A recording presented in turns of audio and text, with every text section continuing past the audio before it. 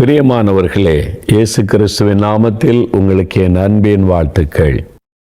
இன்றைக்கு உங்களுக்கு ஏதோ ஒரு காரியத்தில் ஒரு விடுதலை நடந்தாகணும், ஒரு அற்புதம் நடந்தாகணும். இல்லை, நீ என்னென்ன முயற்சி பண்ணி பார்த்து எல்லாம் தோல்வி அடைஞ்சு போச்சு. இல்லை, அதை மற்றவங்கிட்ட சொல்கிறது கூட பயமாக இருக்குல்ல. இதை மற்றவங்கிட்ட சொன்னால் எப்படி எடுத்துக்கொள்ளுவாங்களோ தெரில. இது எப்படி சொல்கிறது? உங்களுக்குள்ளே வச்சு கவலைப்படுறீங்க, கலங்குறீங்க, பயப்படுறீங்க. அது மாதிரி இருக்குது அவங்களுக்கு. இன்றைக்கு இயேசு உங்களுக்கு ஒரு அற்புதம் செய்வார். பயப்படாதங்க. ஏன் தெரியுமா? அவர் உங்களை புரிந்து கொள்ளுகிற ஆண்டவர். நீங்கள் என்ன துக்கத்தில் இருக்கிறீங்க, ஏன் இந்த துக்கத்தில் இருக்கிறீங்க, ஏன் இந்த பாதிப்பு, அவருக்கு தெரியும்.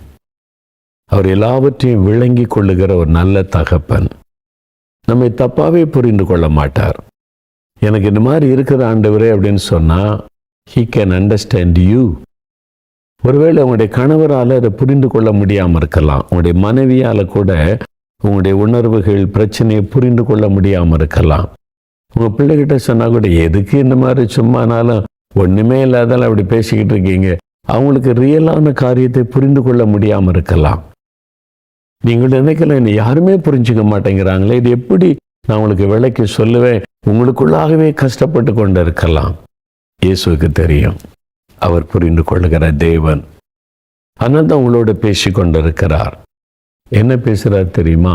யோவான் 14:27 அவர் சொல்லுகிறார், சமாதானத்தை உங்களுக்கு வைத்து போகிறேன், என்னுடைய சமாதானத்தை உங்களுக்கு தருகிறேன்.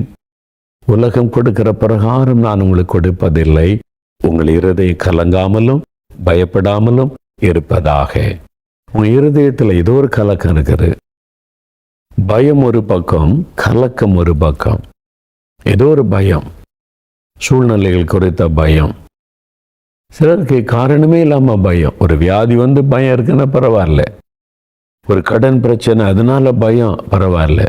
கடன் பிரச்சனை இல்லை, வியாதியும் இல்லை, ஆனால் பயமாக இருக்குது. என்ன பயம் அது?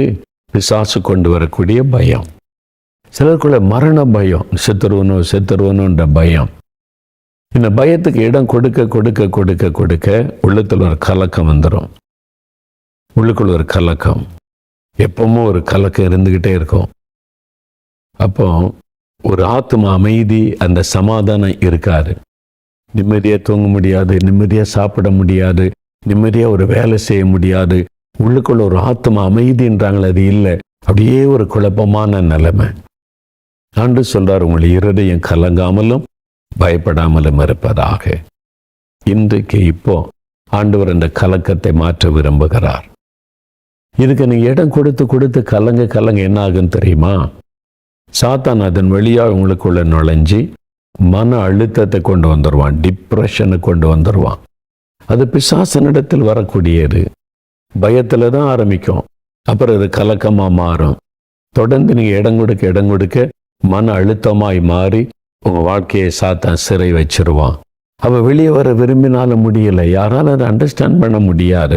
உங்களுக்குள்ள இருக்கிற அந்த போராட்டத்தை மனிதர்களால் விளங்கி கொள்ள முடியாது. ஆனால் இயேசு அதை விளங்கி கொள்ளுகிறவர். ஆனால் தான் ஆண்டவர் சொல்றாரு, உன்னுடைய இருதயம் கலங்காமலும் பயப்படாமலும் இருப்பதாக என்று ஆண்டவர் சொல்றாரு. இன்றைக்கு உங்களுக்கு விடுதலை நாள். இயேசு உங்களுக்கு ஒரு அற்புதமான விடுதலையை இந்த மன அழுத்தத்தில் இந்த ஆண்டவர் கொடுக்க விரும்புகிறார். மன அழுத்தத்திலிருந்து ஆண்டவர் கொடுக்க விரும்புகிறார். இந்த மாதிரி அற்புதங்களை நான் நிறைய ஊழிய பாதையில பார்த்திருக்கிறேன். ஒரு சகோதரர் வந்து சொன்னார், நான் ஒரு மென்டல் ஆன மாதிரி தான் இருந்தேன், பைத்தியம் பிடிச்ச மாதிரி. எனக்கு நார்மலாக ஒன்று யோசிக்க தெரியாது, செய்ய தெரியாது. அப்படியே மனக்குழப்பம், மென்டல் டிப்ரெஷன் மாதிரி எப்பவும் ஒரு டிஸ்டர்பன்ஸ் இருந்துக்கிட்டே இருக்கும்.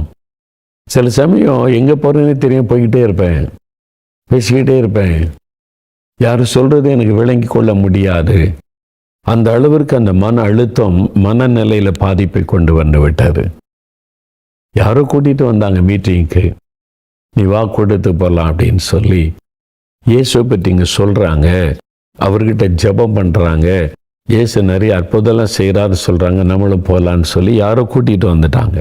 வந்தப்போ அவருக்கு ஏதோ ஒரு புதிய உலகத்தில் இந்த மாதிரி என்ன மனநிலைமையில தடுமாற்றம்ல, தெளிவாக ஒன்று விளங்கலை, தெரியல. அதனால் எதையுமே செய்ய முடியாது தானாக. அவர் கூட்டிகிட்டு வந்து உட்கார வச்சிருக்கிறாங்க. மற்றவங்க தான் ஜெபிச்சிருக்காங்க அவருக்காக. ஜெபித்த போது இயேசுடைய கரம் தொட்டது பாருங்க, அந்த கட்டிலிருந்து ஒரு விடுதலை. அவர் மயக்கம் தெளிந்த ஒரு மாதிரி ஆயிட்டாரு. பார்க்குறாரு, நான் எப்படி இங்கே வந்தேன், இப்போ நல்லா இருக்கிறேனே, மைண்ட்லாம் குழப்பமே இல்லை, பயமெல்லாம் இல்லை, இப்போ நல்லா இருக்கிற ஒரு ஃப்ரீனஸ் இருக்குது, என்னை ஏதோ ஒன்று ஒரு இதுலேருந்து ஒரு விடுதலை பெற்ற மாதிரி ஃபீல் பண்ணுற சந்தோஷம். மேடையில் வந்து எல்லாருக்கும் மத்தியில் அதை சொல்கிறாரு. நான் பைத்தியம் பிடிச்ச மாதிரி தான் வந்தேன் மீட்டிங்க்கு, மென்டல் ஆன மாதிரி. அப்போ எனக்கே விளங்கலை என்ன எனக்குள்ள நடக்குன்னு சொல்லி. இப்போ ஜெபம் பண்ணும்போது இயேசுகிட்ட ஜெபிக்கும் போது எனக்கு ஒரு விடுதலை. இப்போ நான் நல்லா ஆயிட்டேன், எனக்கு மனநலமை நல்லா இருக்குது, சந்தோஷமா இருக்கிறேன்னு சொல்லி எல்லாருக்கும் மத்தியில் சொன்னார். அப்போ அவருக்கு விடுதலை கொடுத்த ஆண்டவர் உங்களுக்கு தரமாட்டாரா? உங்களுக்கு ஒரு விடுதலை தேவைன்றதை முதல்ல உணருங்க. You need deliverance. உங்களுக்கு ஒரு விடுதலை தேவை. உங்களுடைய மன அழுத்தம், உங்களால் தூங்க முடியல, நிம்மதியாக சாப்பிட முடியல, ஒரு காரியத்தை கவனம் செலுத்த முடியல, உங்களுக்கு உள்ளான மனதில் அந்த பிரச்சனை, உள்ளான ஒரு மனசுக்குள்ள உங்களுக்கு ஒரு பாதிப்பு, இன்னர் ஹார்ட், உங்களுக்கு உள்ளத்தில் பாதிப்பு. அது என்ன செய்யுதுன்னு சொல்ல முடியாது. அதான் உண்மை, சொல்ல முடியாது, என்ன எக்ஸ்பிளைன் பண்ண முடியாது. அந்த உணர்வை, அந்த மாதிரி பாதிப்பு தான் பிசாசு சிலருக்குள்ள கொண்டு வந்துடுவான். அந்த ஆண்டவர் சொல்றாரு, நான் ஏன் சமாதானத்தை தரேன், உங்களுடைய இருதயம் கலங்க வேண்டாம், நீ அந்த கலக்கத்துக்குள்ள அந்த மன அழுத்தத்தில் இருக்க வேண்டாம், நான் உனக்கு விடுதலை தரேன் அப்படின்னு ஆண்டவர் சொல்றார். நீங்கள் உங்களை ஒப்பு கொடுக்கணும். இயேசுவே, எனக்கு இந்த விடுதலை வேணும், எனக்குள்ள ஒரு மன அழுத்தம், மனது அளவில் பாதிக்கப்பட்டு உள்ளான மனுஷனுக்குள்ள எனக்கு சந்தோஷம் இல்லை, இருதயத்துக்குள்ள சந்தோஷம் இல்லை, வெளியில சும்மா நடிச்சுக்கிட்டு இருக்கிறேன், எனக்கு ஒரு விடுதலை வேணும், இந்த சந்தோஷம் வேணும். உண்மையாக நீங்கள் ஜெபிச்சிங்கன்னா இன்றைக்கு இப்போ உங்களுக்கு விடுதலை உண்டாகும். விசுவாசிக்கிறீங்களா? என் கூட சேர்ந்து ஜெபிக்கிறீங்களா? உங்களுக்கு விடுதலை கொடுக்க தான் சிலுவையில் தன்னை பலியாய் கொடுத்து தலையில் முள்முடி அவர் ஏற்றுக்கொண்டார். உங்கள் தலைக்குள்ள குழப்பம், உங்கள் தலைக்குள்ள சிந்தனை ஓடிக்கிட்டே இருக்குது, ஒரு தீர்மானம் எடுக்க முடியல, சந்தோஷமாக இருக்க முடியல, ஏதோன்னு அப்படியே ஒரு போராட்டம். உங்களுடைய தலையில் இயேசு கிறிஸ்து தன்னுடைய தலையில் முள்முடியை ஏற்றுக்கொண்ட ரத்தம் சிந்தி இந்த கட்டுகளில் இருந்த நமக்கு விடுதலை கொடுக்க தன்னை அந்த பாடுகளுக்கு உட்படுத்தினார். அப்போ அந்த இயேசு கிறிஸ்து நமக்காக சிலுவையில் ரத்தம் சிந்தி மரித்து உயிர்த்தெழுந்த அவர் மூலமா உங்களுக்கு விடுதலை. இன்றைக்கு இப்போ உங்களுக்கு தர மாட்டாரா? அவர் பட்சபாரம் உள்ள தேவன் அல்ல. பாதிக்கப்பட்ட எல்லாருக்கும் உதவி செய்கிறவர். நீங்க பாதிக்கப்பட்டிருக்கிறீங்க, வெளியில சொல்ல முடியாம தவிக்கிறீங்க. இயேசு சொல்லார், என் மகனே, என் மகளே, உன் பிரச்சனை எனக்கு தெரியும். மனிதர்களால் அதை விளங்கி கொள்ள முடியாம இருக்கலாம், நான் அதை விளங்கி கொள்ளுகிற தேவன். மன அழுத்தம்னு சொல்லிட்டாலே உடனே பைத்தியம் அப்படின்னு நினைக்கிறான். இல்லை, உடனே அப்படி நினைச்சுறாங்க, பைத்தியம் பிடிச்சிட்டு இவளுக்கு, பைத்தியம் பிடிச்சிட்டு இவனுக்கு, சில தப்பா அப்படி பேசுறாங்க. இல்லை, அந்த ஒரு போராட்டம், அவ்வளவுதான். அதை குறித்து பயப்பட தேவையில்லை. இயேசுகிட்ட மனம் திறந்து சொல்லுங்க, ஆண்டவரே இப்படி நான் கஷ்டப்படுறேன், அதை விலைக்கு சொல்லக்கூட என்னால் முடியல, தூங்க முடியல, சாப்பிட முடியல, கான்சென்ட்ரேட் பண்ண முடியல, எப்பவுமே எனக்குள்ள அந்த விரக்தி, எப்பொழுதும் ஒரு மன அழுத்தம், குழப்பமாவே இருக்குது. இயேசுவே எனக்கு உதவி செய்யுங்க. அவர் உங்களை விளங்கி கொள்ளுவார், புரிந்து கொள்ளுவார். இப்ப நம்ம ஜெபிக்க போறோம். ஆண்டோடைய தழும்புள்ள கரம் உங்களை தொட போகிறது. அற்புதமான விடுதலை பெற்றுக்கொள்ள போறீங்க. என் கூட சேர்ந்து ஜெபிக்கிறீங்களா? இப்போ ஜெபிக்கலாமா? அப்படியே உங்களுடைய இருதயத்தில் கை வைங்க. உங்களுடைய நெஞ்சு பகுதியில் கை வைத்து கொண்டு கண்களை மூடி, இயேசுவே என்னை தொடுங்க. இந்த குழப்பம், மன அழுத்தம், இந்த பயம், வேதனை, கலக்கம் எல்லாம் என்னை விட்டு விலகட்டும். இந்த மன அழுத்தம் எல்லாம் மாறட்டும். எனக்கு ஒரு விடுதலை தாங்கன்னு கேளுங்க. இப்போ இயேசு உங்களை தொட போகிறார். உங்களுக்காக ஜெபிக்கிறேன். உங்க வீட்டில் யாராவது அப்படி இருந்தாங்கன்னா நீங்க அவங்களுக்காக அவங்க மேல கை வைத்து ஜெபம் பண்ணுங்க.